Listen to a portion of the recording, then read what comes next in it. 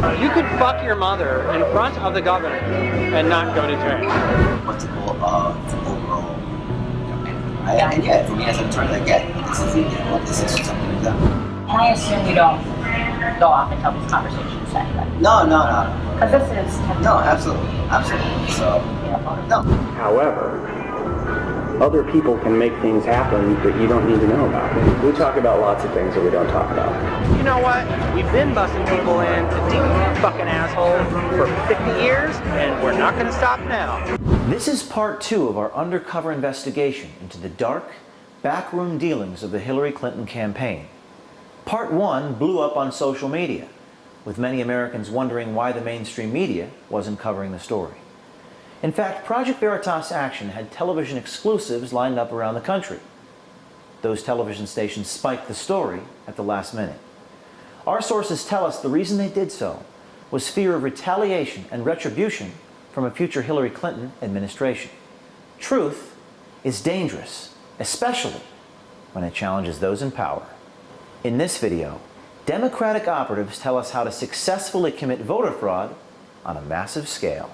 A lot of free union guys, they'll do whatever you want. Yeah. They're rock and roll. So I'm basically Deputy Rapid Response Director for the DNC for all things Trump on the ground. Nobody's really supposed to know about me.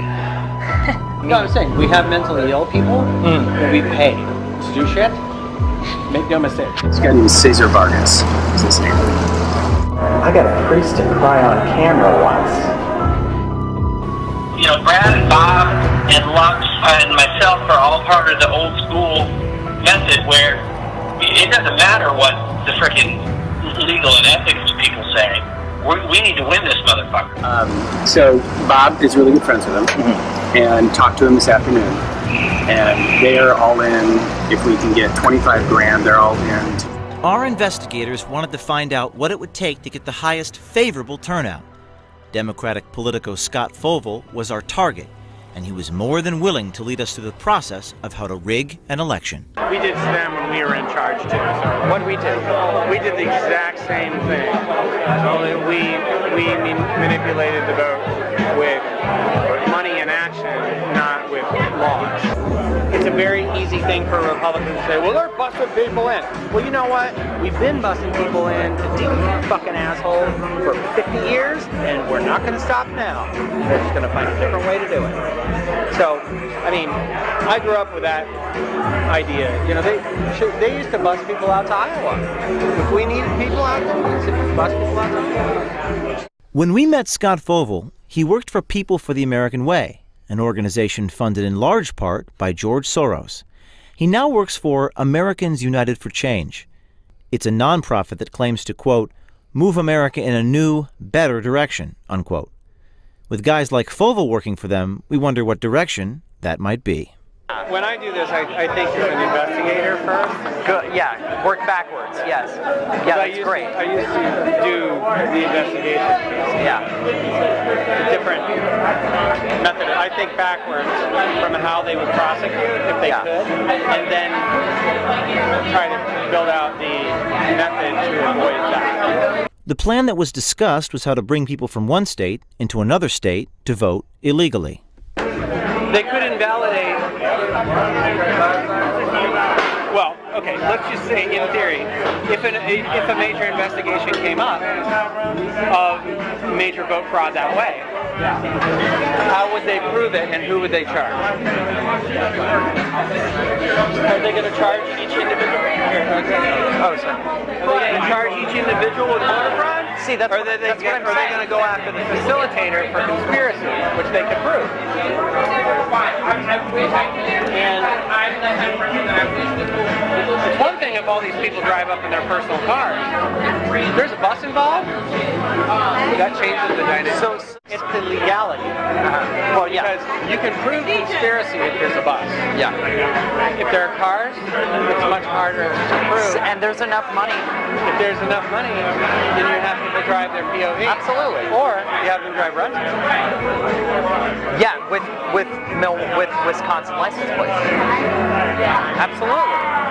Well, you can't have them with Wisconsin license plates because rentals here, most of them don't have Wisconsin license. Oh. But there's this thing called used car auction. Used car auction. The titles belong to some unknown company. They're company cars. And you know, these are multiple employers. These are not all one employer. Use shell companies. Yeah. The cars come from one company, the paychecks come from another. There's no bus involved, so you can't prove that it's en masse. There you go. So it doesn't tip people off. There you go. That's what I'm saying. See, okay, yeah. So now I'm starting to see that. Yeah. Okay. Yeah. When I do this, I think as an investigator first. Good. Yeah. Work backwards. Yes. Yeah, that's great. I used to do the investigation. Yeah. A different method. I think backwards from how they would prosecute if they could, and then try to build out the method to avoid that. So, okay, so you're saying shell company, you're saying the car...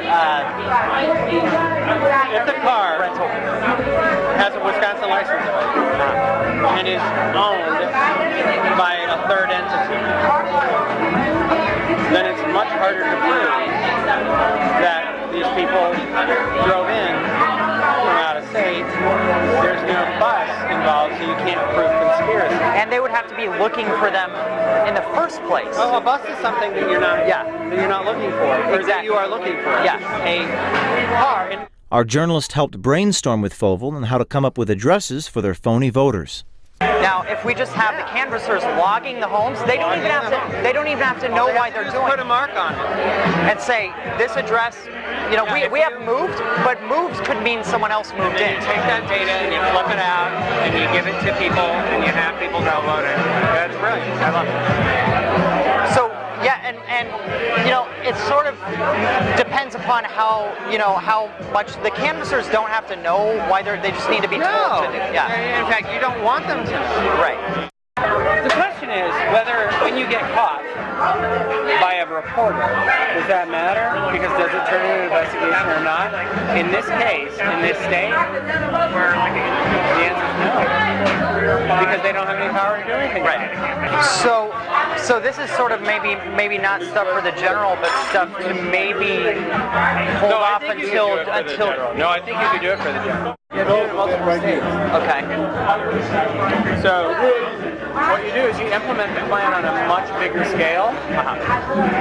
You implement a massive change in state legislatures and in Congress. So you aim higher for your goals, and then you implement it across every Republican-held state. I'll let you know what goes with. So starting on the grassroots, that's honestly the ripest environment to do it in. Two, within striking distance. Michigan, Indiana. Least restrictive donation caps and campaign finance laws and investigation and any investigative arms and any of that. Like, they have weakened it so bad in these three states. You could fuck your mother in front of the governor and not go to jail. If you had enough money to go like this.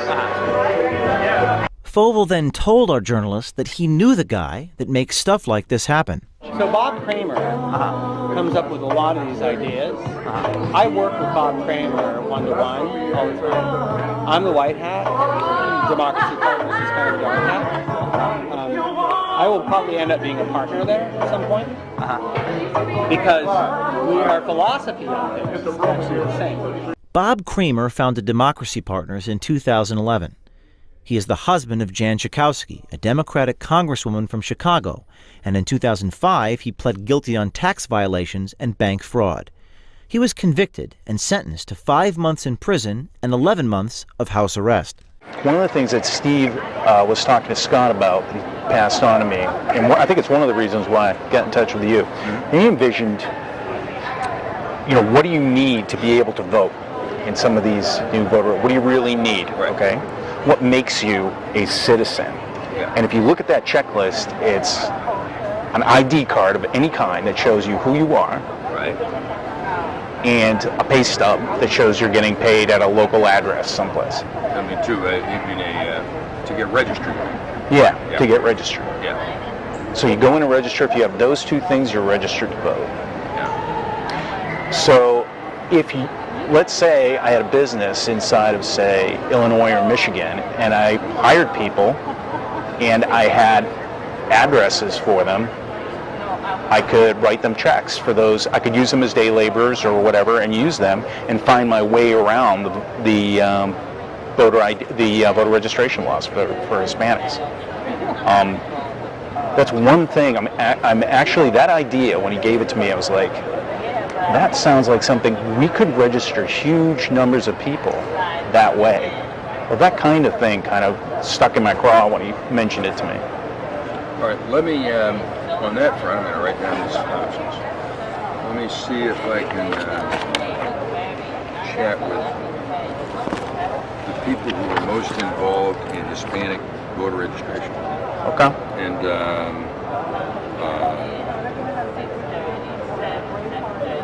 And see what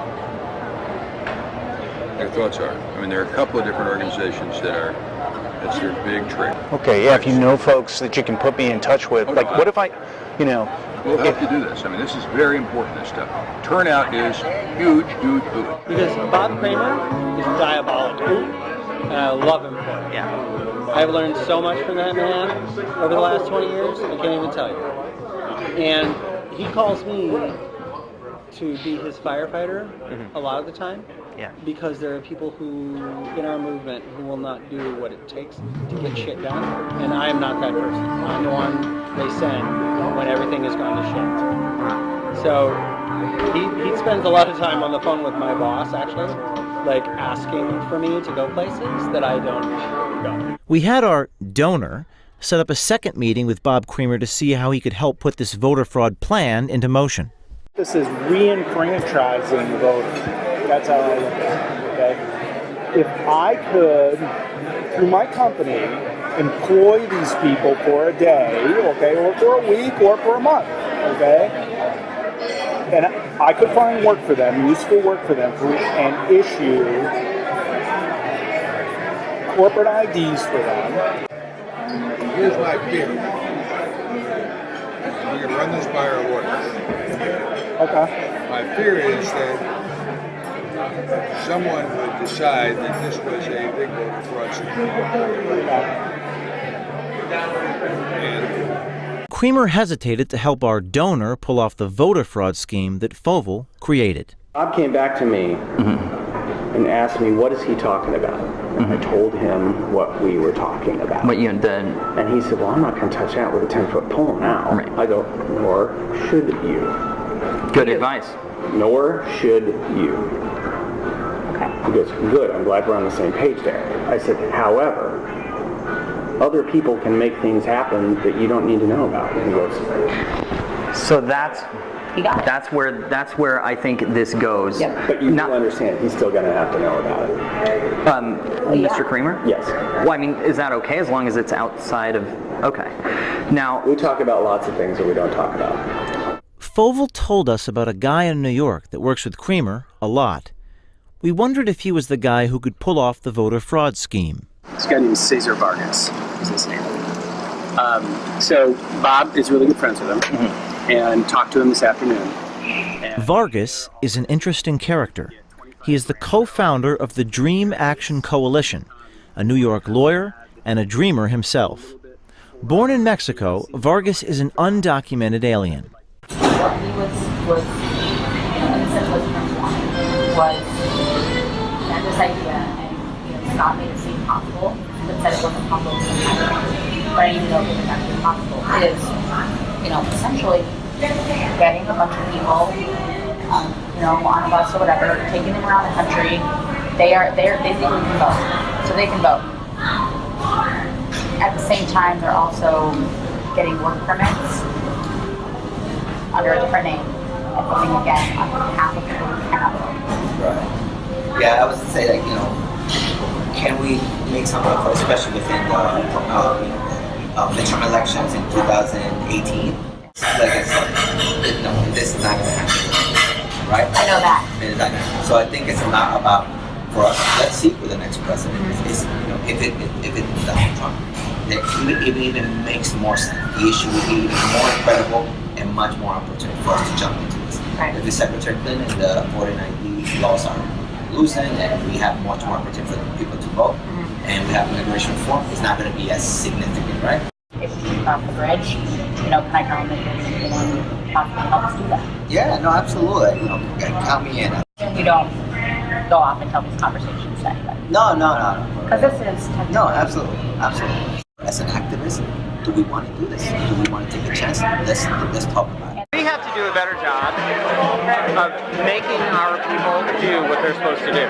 Not asking them, making them, not expecting them and taking them for granted, but beating the shit out of them and making them do it.